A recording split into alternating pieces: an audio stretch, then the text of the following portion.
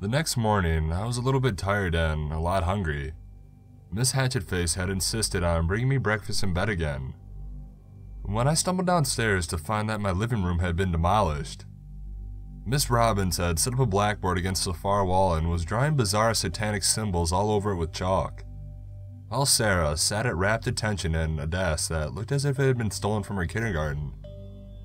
For just a moment, I couldn't help but think how adult Sarah looked, her bright blue eyes greedily scanning over the board as she drank in its knowledge.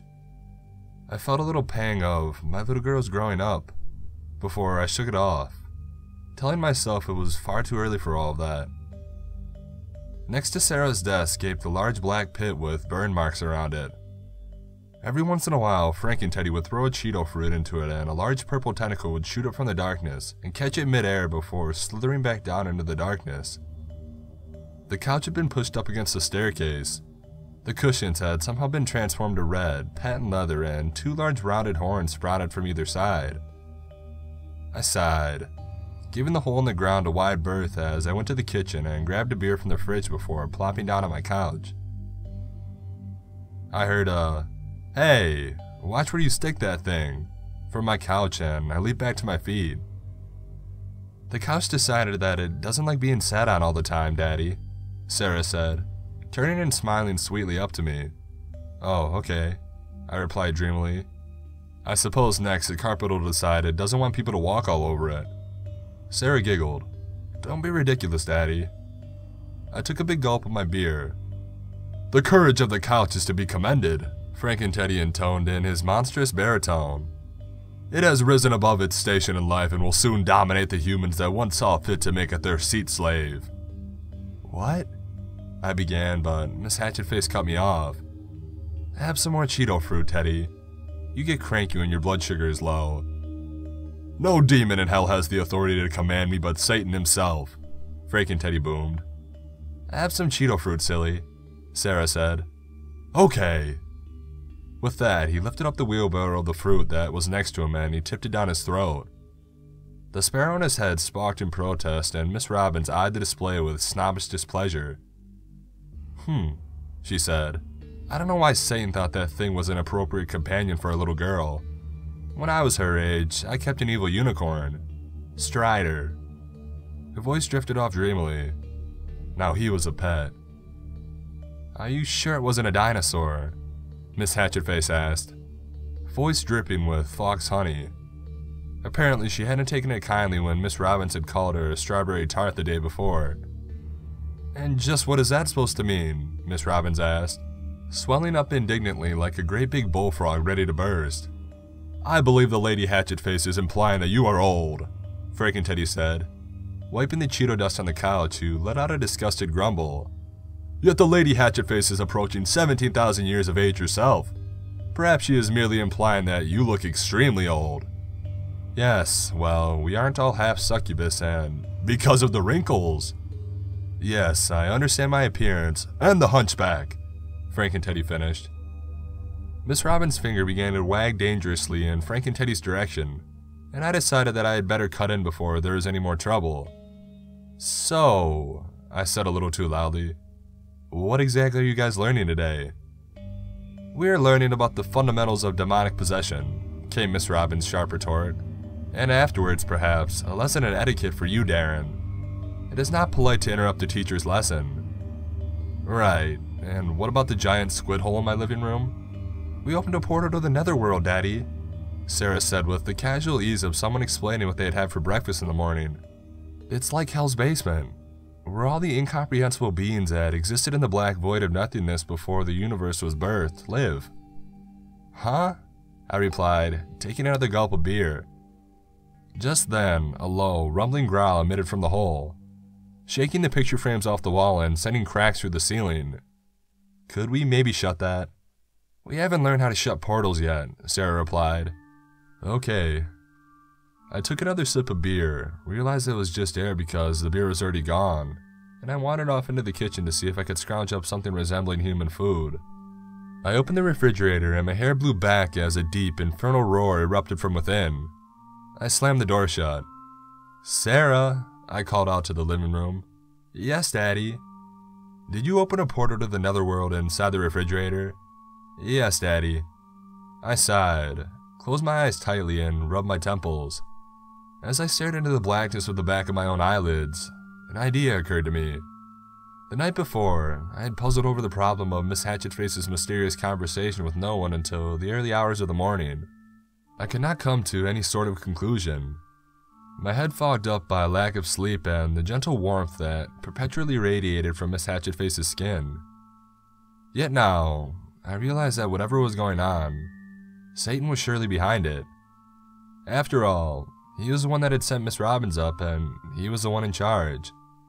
And perhaps most importantly, he was the one who would buzz me down to hell every time I called his customer service department with a complaint.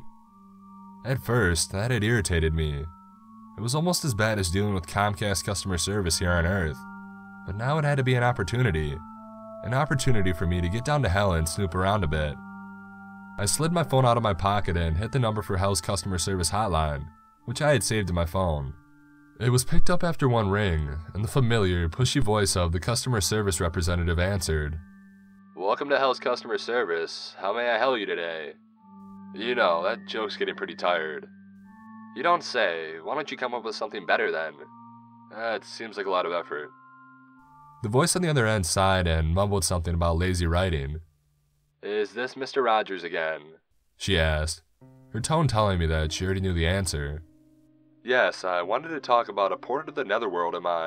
Please hold. The line clicked and I noted with some confusion that the hold music was Creed's Can You Take Me Higher? The line clicked again and Satan's enthusiastic voice answered. David, buddy. He almost yelled into the earpiece. What's shaking? It's Darren, I said. What's shaking is the gaping pit to the netherworld that Sarah had opened up in the middle of my living room. Oh, well, that's no good. Is Gary down there? Who is Gary? Gary is the giant octopus whose ink is the source of the universe's dark matter. Well, there is a giant octopus. Alright, well, I'll send someone to close the portal up right away. How does Tuesday work for you? Satan, it's Wednesday right now. I meant the Tuesday after the next.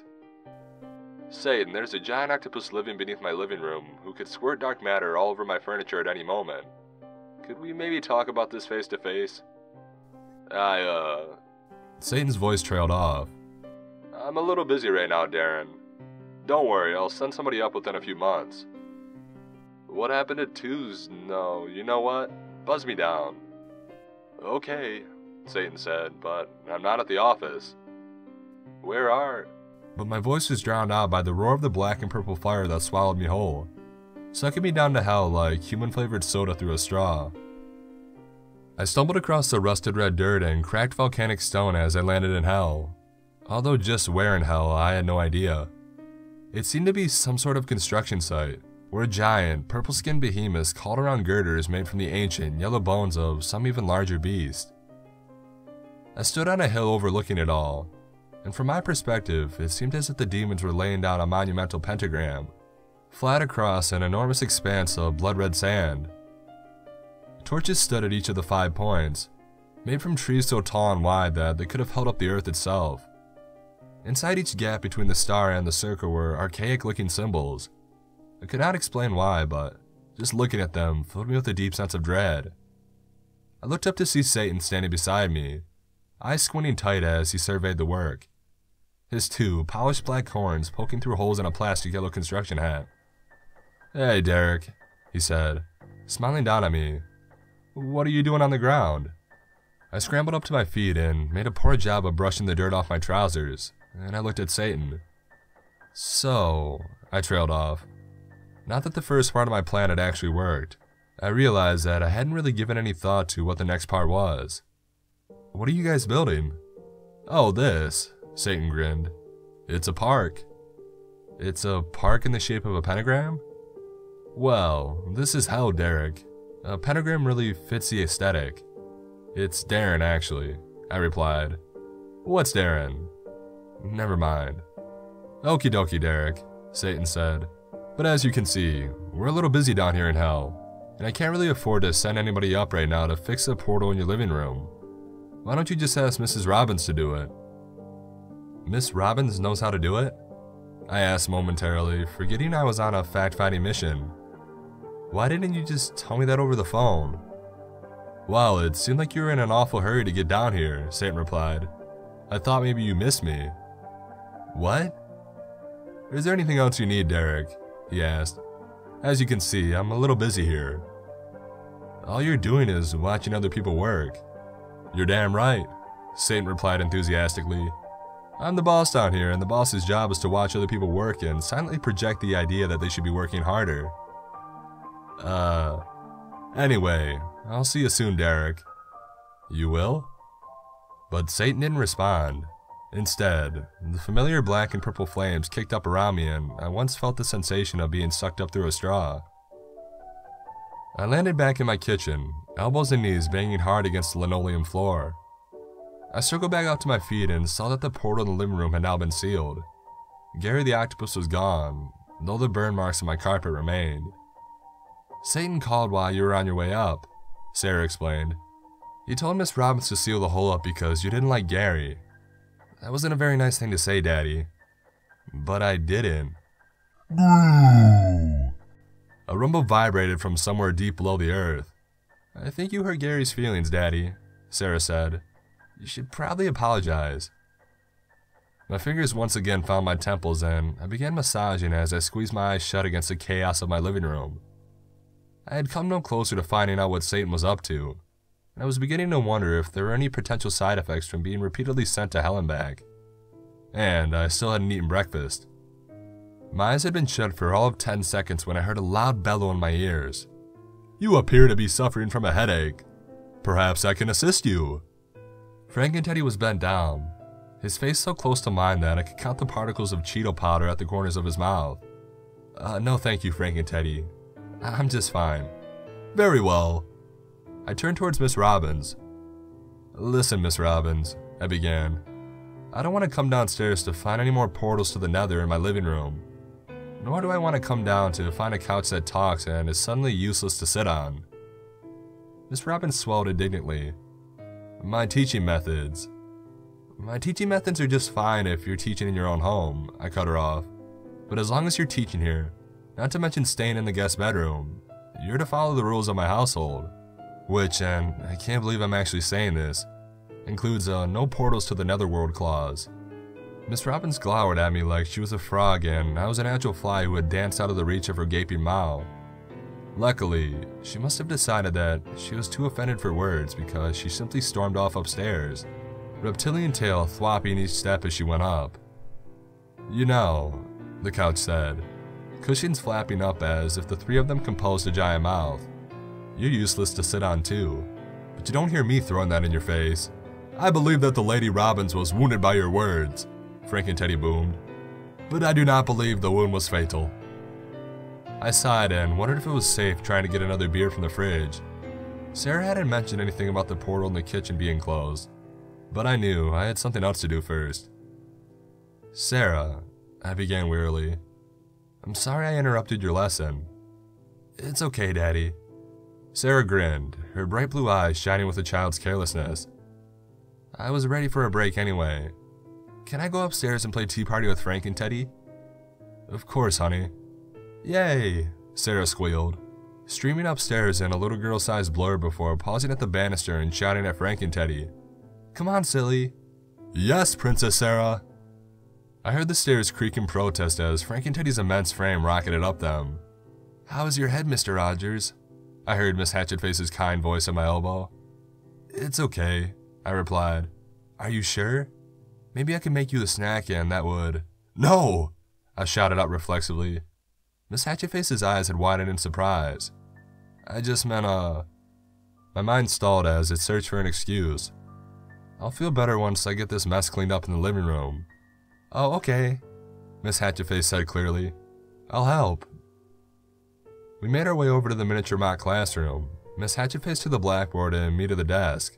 Miss Hatchetface lifted up the blackboard over her head and began carrying it towards the garage, but I didn't touch the desk. I was looking at something that I saw in Sarah's notebook.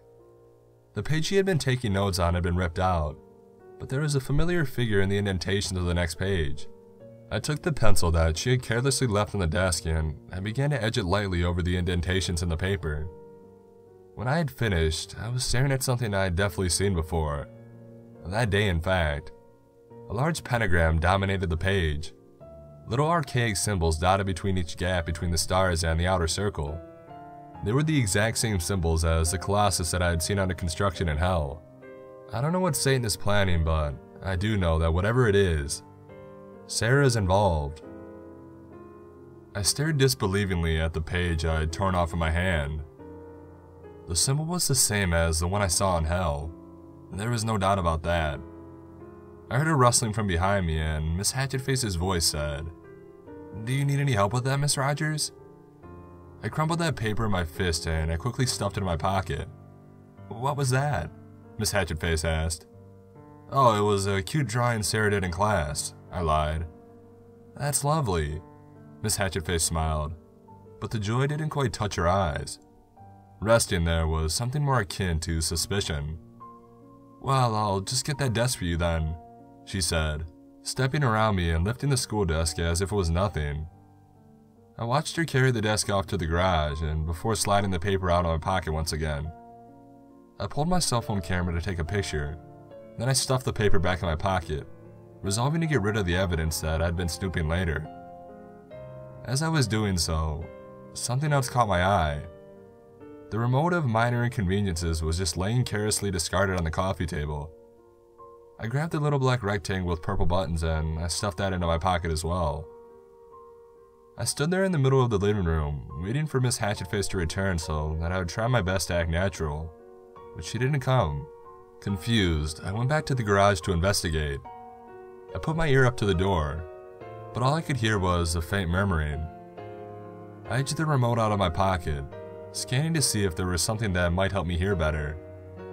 My eyes roved over the many buttons, taking in things like flaming burps, 2 left feet, and a hairy tongue, before finally settling on one button. A button I had seen Sarah use on Franken-Teddy once before. Dumbo mode. I took a hard swallow of anticipation of what I knew the remote was going to do to me, pointed it at my head, and I pressed the button. Instantly, I felt a disturbing sensation as my ears became numb but not numb. Like someone with soft, gloved hands was pulling on them, but instead of hurting, the ears just expanded like silly putty. I felt in my left ear and I discovered that it was now roughly 2 times the size of my hand. I pressed it to the door. The indistinct murmurs had now become hushed whispers, quiet but clear enough for me to make out. "I kept telling you that we should have these conversations in Hell," came Miss Hatchetface's urgent whisper. I strained my giant ears, listening for another voice, but there was none. "I think he's starting to suspect something. I told you not to send that old woman." There was another gap in the conversation as Miss Hatchetface listened to whoever it was. Yes, I told you she's almost ready. I've never seen anyone learn magic so fast, so you must have been right about her. Just get the construction done on your end." There was another long silence and then the shuffling of feet coming towards the door. I darted back into the living room as quickly and as silently as I could, padding up the stairs as I fumbled with the remote of minor inconveniences, and then I ran into the fuzzy brick wall. Scratch, that was just Franken-Teddy. Time slowed as I began to fall backwards over the stairs, and I wondered if they'd be able to shrink my ears back down after I died from a broken neck. But I didn't die. Instead, an enormous furry paw reached out and grabbed me by the front of my shirt, yanking me roughly back up to my feet. As he pulled me to a stop, my giant ears wobbled ridiculously. "Pardon me, Lord Rogers." Franken-Teddy's voice boomed at least twice as loud in my new giant ears. "It's okay really, I just need to get by so that I can—" "It seems that you have altered your appearance," Franken-Teddy droned on, oblivious to my wincing at the monstrous cacophony of his voice. "A wise decision. Your nose looks much smaller compared to your new ears." "What's wrong with my nose?" "There is nothing wrong with it. It is glorious and noble, like my father's nose." "Oh well, that's... he was a Toucan Sam doll." "Right. Thanks, Franken-Teddy." I heard a delicate throat clear and then I turned to see Miss Hatchetface standing at the foot of my stairs. "Oh my," she said. Her voice cracked and strained as if she was trying to hold back laughter. What happened to your ears, Mr. Rogers? I just got to fooling around with the remote, I said sheepishly. How do you reverse it? Just hit the previous channel button, she laughed. I pointed the remote at my head and did as she said. My ears shrunk down, but then I heard the sound of ripping fabric, and there was a new, peculiar sensation that I'd never felt before. It felt like... Miss Hatchetface? I said. Yes, Mr. Rogers. Do I have a pigtail? Yes, Mr. Rogers. How do I get rid of the tail? Hit the mute button. Thank you. I pointed the remote at myself and I hit the mute button, and I felt a slight breeze through the hole in my pants where the tail had been. Your appearance has been restored to normal, Frank-N-Teddy boomed. Your nose is once again the glorious apex of your face. Thank you, Frank-N-Teddy. I need to go upstairs to study and get some work done. Of course, Lord Rogers. Frank-N-Teddy stepped to the side, and with some difficulty, I managed to squeeze past him. I went into the study and pulled up my laptop, opened up the web browser, and began scouring the internet for information about the pentagram that I had found. I pored over dozens of websites, ranging from the encyclopedia to the downright disturbing, and finally, I found what I was looking for. The website was down a link rabbit hole, the URL just a string of random numbers. It was the kind of website that search engines don't index, that you can only get by following link after link haphazardly until you stumble upon it accidentally. But I had found it. It looked as if it hadn't been touched in years, like those old blog websites from the mid-90s. There was only one page and no other explanation except for the blood-red letters that peeled out of the solid black background, and a carbon copy of the pentagram that I had now saved on my phone. I leaned in closely and I could see the light from the computer screen bottom lighting my face in the black reflection of the screen as I scanned the article. The Ritual of Amun Magar. The Ritual of Amun Magar is perhaps the most ancient and powerful of all satanic rites. To understand this ritual, you must first understand that the realms of earth and heaven are separated by a dimensional barrier. The barrier is impenetrable, but it is not perfect. At certain places on earth, places where a great evil has occurred, there exist tiny cracks just large enough for the souls of those who perpetrated the evil to pass through. An act of extreme evil may even allow for some demons to send a piece of their soul through the cracks and haunt those who visit such places. The Ritual of Amun Magar works to widen these cracks so that larger demonic souls may escape back to Earth's surface. And then, as I read the last paragraph, my mouth went dry. My tongue felt as if it had swelled up, cutting off my air supply. I heard a sudden ringing in my ears. This rite is only theoretical and has never been used, as it requires the Dark Lord Satan himself to perform it in hell. It is said that if the ritual is performed within concert with Satan's direct descendant on earth, the Dark Lord himself may return. And then I heard a voice from behind me. Hello, Darren. I whirled around in my office chair to see Miss Robbins standing in the open doorway, those ancient and hateful milky yellow reptilian eyes glowering at me over her thick fishbowl lenses. How did you get in here? I said. The door was locked.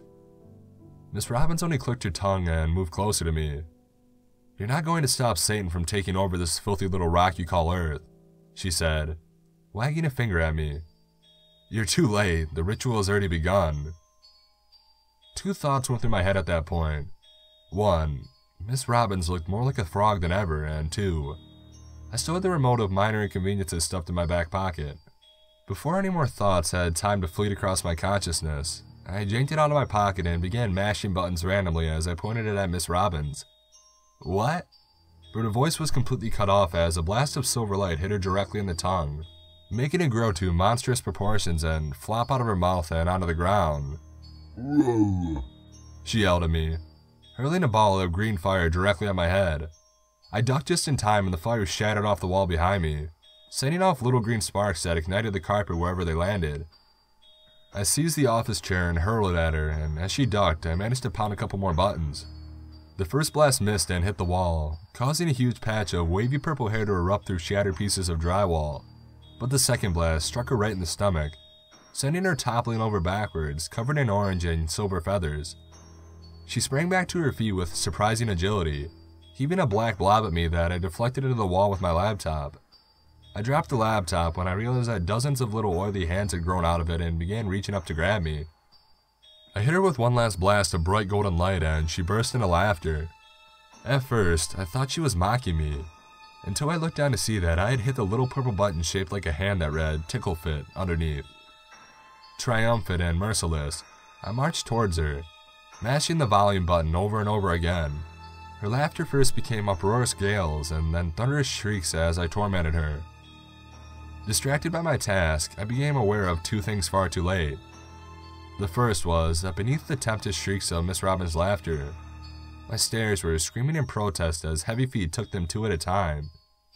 And the second was that the bit of green fire that had dripped down from the ceiling of my study and landed directly onto my head, and in 2 seconds my hair would be entirely engulfed in flames. The culmination of those two events came at the exact same time. Frank and Teddy appeared in my doorway from downstairs and I felt the white-hot fire as it touched my scalp. "You are on fire!" Frank and Teddy boomed as he hurled the shrieking Miss Robbins and raced towards me. "Allow me to pat it out." "Frank and Teddy, no!" But my cry went unheeded and darkness enveloped me as Frank and Teddy's monstrous paw came crashing out of my head. I awoke in my own bed, the faces of my demonic family and Sarah staring down at me. I noted with pleasure that Miss Robbins and Satan were both absent among them. I reached up to feel my scalp and I breathed a sigh of relief when I felt hair there. That relief was fizzled out, however, when I saw that a few loose strands that came off my hand were wavy and purple. Miss Hatchetface's face wrinkled up in concern. "Are you okay, Mr. Rogers?" she asked. "Yeah," I said. "I'm okay now." "Well, that's good." A familiar voice said from behind me, "You gave us quite a scare there, Derek." I told him I head up to see Satan grinning down at me. "Oh no,"